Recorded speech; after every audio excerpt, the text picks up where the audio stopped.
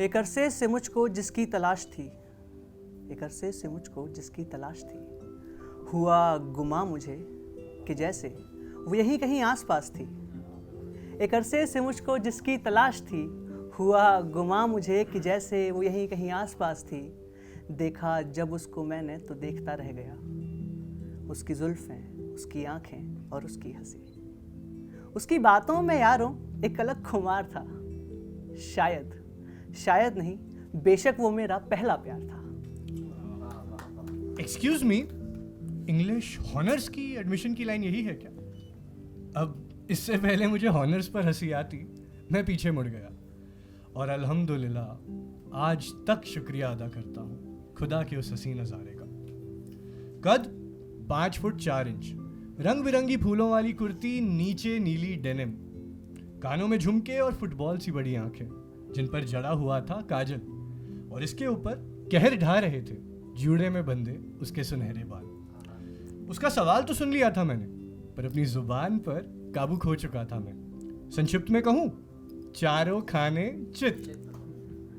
वो जैसे दिन से शाम और शाम से रात होती है, जैसे दिन से शाम और शाम से रात होती है।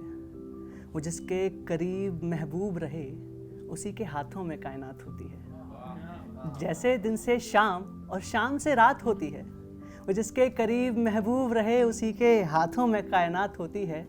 और ख्यालों में जिसे सजाने के ख्याल आए थे अभी अभी, ख्यालों में जिसे सजाने के ख्याल आए थे अभी अभी, यारों वो बोल गई भैया, भला ये भी कोई बात होती है? भैया, इंग्लिश हॉनर्स की लाइन यही है क्या? इतने में वो प्यारी सी आवाज फिर गुदगुदाई मेरे कानों पर इस बार टोनी कक्कड़ की किसी चुपती धुन की तरह। देखो, लड़कियों से बात करने की समझ शून्य बराबर थी मुझको, लेकिन एक बात तय थी, दिल्ली यूनिवर्सिटी में किसी का भैया नहीं बनने आया था मैं। अब अपने भैया से पूछ रही हो तो कोई भैया ही बताएगा तुम्हारा, मैं किसी का भाई भाई नहीं हूं, मैंने कहा।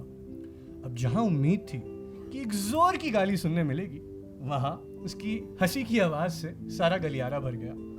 अरे तुम सुनी तो नहीं रहे थे, और क्या बुलाती तुम्हें? हाँ ठीक है, मैंने कहा, यही है लाइन इंग्लिश हॉनर्स की। जाओ पीछे जाके खड़ी हो जाओ। अब लाइन की लंबाई भांपते हुए उस हताश शेरनी ने अपनी शिकार की ओर नजर जमाई और अपने सुनहरे बालों को जूड़े से आजाद करते हुए अपना दूसरा हाथ मेरी ओर बढ़ाया। सुनो, तुम भी इंग्लिश हॉनर्स के ही हो ना? तो हम दोनों क्लासमेट हुए। अपनी क्लासमेट को ऐसे अकेले पीछे भेजोगे तुम? मेरा नाम श्वेता है, और तुम? पूरी चलता फिरता ड्रामा हो यार तुम तो।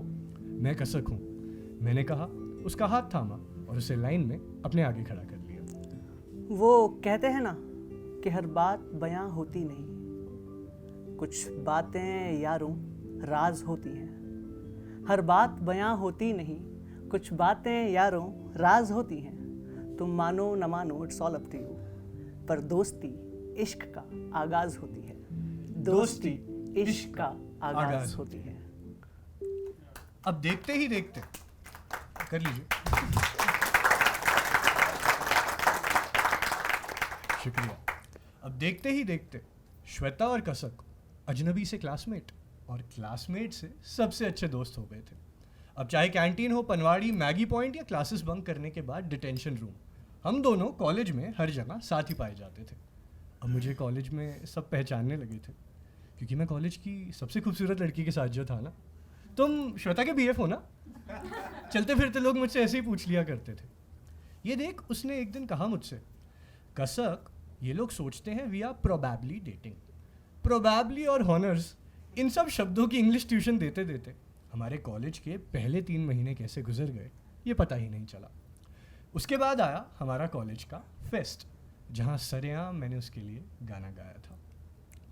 तू ही मेरा मीत है जी, तू ही मेरी ही प्रीत है जी, जो लबों से हो सके ना जुदा, ऐसा मेरा गीत है जी, तू ही मेरा मीत है जी। ये दिन तो गुजर ही जाते हैं उसके सहारे, पर रातें ये मेरी क्यों कटती नहीं हैं। वो दोस्त है मेरी या उससे कुछ ज़्यादा, अब राहें ये मेरी क्यों भटकी हुई हैं। पर उसके सबसे करीब भी मैं ही तो हूँ ना, मेरे सिवा किसी से भी वो सिगरेट शेयर करती नहीं है। बड़ा भोला है साले, तू देर से है समझा, उसके इतने इशारे क्या काफ़ी नहीं है। अब इसके बाद हमारे मराठा मंदिर से कॉलेज में सब मुझे राज और उसे मेरी सिमरन कहने लगे थे।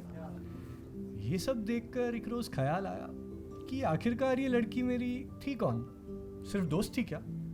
पर कौन से दोस्त ऐसे सारा सारा दिन साथ रहकर भी सारी सारी रात फोन पे लगे रहते हैं, मन मर्जी से एक दूसरे को गले लगा लेते हैं और बेखौफ हाथों में हाथ डाले घूमते हैं।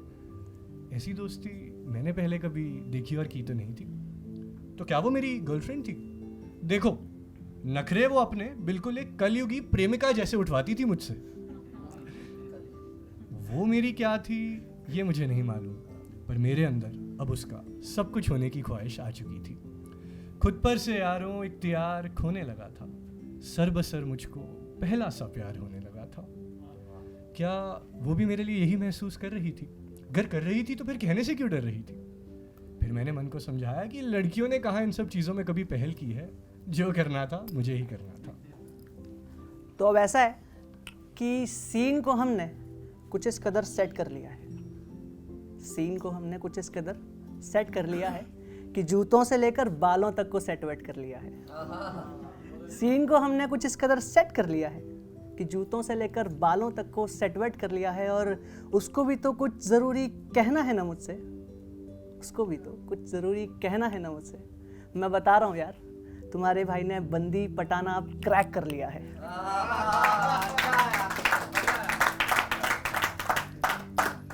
देखो, अब फूल देकर प्रपोज करना इज टू मेन स्ट्रीम, तो मैंने तामझाम कुछ ऐसा बिठाया कि 2 पेंसिल सिगरेट और उसकी फेवरेट चीज़ मैगी का इंतज़ाम करके उसे मैसेज कर दिया, सुन मैगी पॉइंट आ जा, कुछ बात करनी है तुझसे। एक ही क्षण में उसका रिप्लाई भी आ गया, मुझे भी करनी है, आती हूँ। अब देखो, लड़की थी तो वक्त पर आने की उम्मीद उससे की नहीं जा सकती।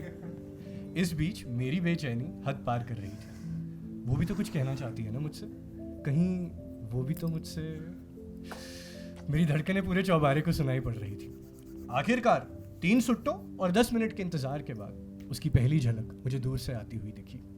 हमेशा की तरह बेशुमार खूबसूरती, लेकिन इस बार एक फर्क था, अब वो मेरी होने वाली थी, हमेशा के लिए शायद। अरे यार, फिर लेट हो गई मैं, सॉरी यार कसक, उसने कहा और बेसाख्ता मेरी शर्ट की जेब में हाथ डालकर एक सिगरेट निकाल ली और मेरे प्रपोजल के पहले भाग की धज्जियां भी उड़ा दी। अरे वाह, चीज मैगी भी है, लगता है कसक जी ने कुछ खास बात करनी है आज, बताओ भी। श्वेता, मैं तुझसे यार, जल्दी बोल, क्या कहना चाहता है, मुझे भी तुझे कुछ बताना है। श्वेता, मैं तुझसे कहना चाहता था कि मैं उसे कहने ही वाला था, पर इतने में एक आवाज ने दूर से उसे पुकारा, श्वेता। वो आवाज सुनते ही श्वेता ने मुझे नजरअंदाज कर दिया और उस शख्स के गले जा लगी। उन दोनों का ये रब्त टूटा ही था कि उस शख्स ने मेरी आंखों के सामने श्वेता को होंठों पर चूम लिया। मैं उससे कहने ही वाला था कि नजरअंदाज कर दिया। उसने खफा मेरा हर एक जज्बात कर दिया। मैं उससे कहने ही वाला था कि नजरअंदाज कर दिया। उसने खफा मेरा हर एक जज्बात कर दिया कि जैसे वो भूल ही गई हो हमारी सारी मुलाकातें। वो हाथों का मिलना, वो आंखों में आंखें, क्या इतना खसारा भी काफ़ी नहीं था? तेरे बिन तो मैं अब कोई जाफी नहीं था। हाँ, इजहार करने में तुझसे जो चूक गया था, सच कहूँ तो अंदर तक टूट गया था। कसक, ये अभी है मेरा बॉयफ्रेंड, इसी के बारे में तो बताना चाहती थी मैं तुझे। खैर इसको छोड़, तू बता, तू क्या कह रहा था? अब आंसू आंखों पर आने लगे थे। कुछ नहीं यार, आज तूने इतनी अच्छी खुशखबरी जो सुनाई है तो मेरी सारी बातें इसके आगे फीकी पड़ गई। अच्छा सुन, आज घर में कुछ काम है तो जल्दी वापस जाना होगा, लेकिन कल फिर मिलूंगा मैं तुम दोनों से और ट्रीट भी लूंगा, महंगी वाली वो भी। अब आंखों पर आंसू आ चुके थे, पर बड़े ही एहतियात से मैंने उन्हें अपने गॉगल्स तले छुपाया और एक आखिरी बार अपने पहले प्यार, अपनी नाकाम मोहब्बत को गले लगाकर चल दिया अपनी तन्हाइयों की ओर। चलते चलते अब मुझको ठहरना नहीं है, किसी की आंखों से पी के बहकना नहीं है।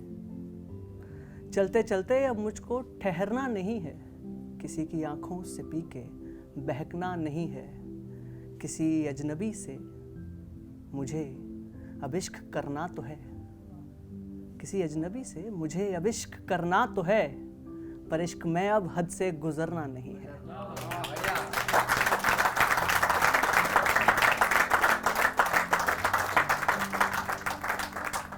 कॉलेज वालों ने लाख चाहा, पर मेरे राज की सिमरन होना शायद उसके मुकद्दर में नहीं था। मेरी पहली लव स्टोरी का हीरो तो कोई और ही बन गया ना। पर ठीक है ना, वो दोनों आज भी साथ हैं और खुश हैं, और कहीं ना कहीं मेरी खुशी उसी की खुशी में तो है। तो दोस्तों, मेरे पहले प्यार ने मुझे ये सिखाया कि आपको ये स्वीकारना पड़ता है कि ज़िंदगी की हर एक कहानी में आप हीरो नहीं हो सकते, पर इसका मतलब ये तो नहीं कि वो कहानी पाक और खूबसूरत नहीं हो सकती। वो पास रहता नहीं है अब मेरे, वक्त बेवक्त मुझे जिसकी ज़रूरत होती है।